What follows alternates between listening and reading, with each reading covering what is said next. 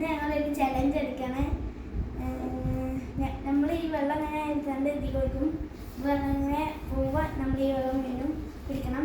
അപ്പോൾ അതാണ് ചലഞ്ച്. അപ്പോൾ ഞാനാണ് ഫസ്റ്റ്.